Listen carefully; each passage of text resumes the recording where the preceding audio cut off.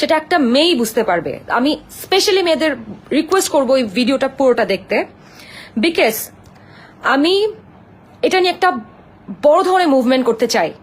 একটা মেয়ের আজকে একটা ছেলে হয়তো সিগারেট খাওয়া ভিডিও ভাইরাল হওয়া নিয়ে একটা ছেলেকে হয়তো পারিবারিকভাবে অনেক প্রবলেম ফেস নাও করতে হতো বা সামাজিকভাবে প্রশ্ন নাও করতে হতো, বাট একটা মেয়েকে কিন্তু অনেক বড়ভাবে হেয় করা হতো। একটা ধরে নেন একটা মফস্বলের একটা মেয়ের যদি এরকম একটা ভিডিও ফেক ভিডিও বানানো হতো, তাহলে হয়তো তার সে বাবার মার সামনে দাঁড়াতেই পারতো না। এরকম অনেক মেয়ে আছে এরকম ছোট ছোট বিষয়গুলো নিয়ে সুইসাইড করে ফেলে। কত মেয়ের জীবন নষ্ট হয়ে যাচ্ছে। একটা মেয়ের জাস্ট একটা ফেক ভিডিও, নিউড ভিডিওতে মেয়েদের ফেস বসায় দেওয়া, এরকম কত কত বিষয় করে কত মেয়ের জীবন নষ্ট করে ফেলছে। So it's not a small thing.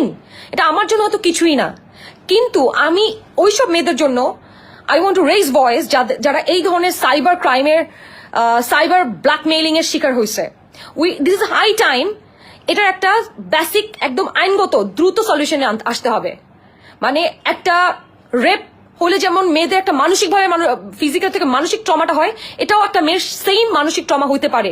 একটা মেয়ে একটা মানসিকভাবে সামাজিকভাবে একটা মেয়ে রেপড হইতে পারে। সো এটা it's not a normal thing. এটার এগেনস্টে যেমন রেপ কেসের এগেনস্টে যেরকম মানুষ ভয়েস রেজ করে, একটা মেয়েকে সামাজিকভাবে এরকম ফর নাথিং একটা মেয়ের ফেক ভিডিও বানায় সেটা মানুষকে পারিবারিকভাবে সামাজিকভাবে যখন হেয় করা হয়, সেটার এগেনস্টেও সেম ভয়েস রেজ করাটা ইম্পর্টেন্ট রাইট নাও। আমি যেটা বলছিলাম যে আমি women #women safety I want to raise voice for those women যারা এই ধরনের প্রবলেম ফেস করতেছে বা করে এসছে আগে।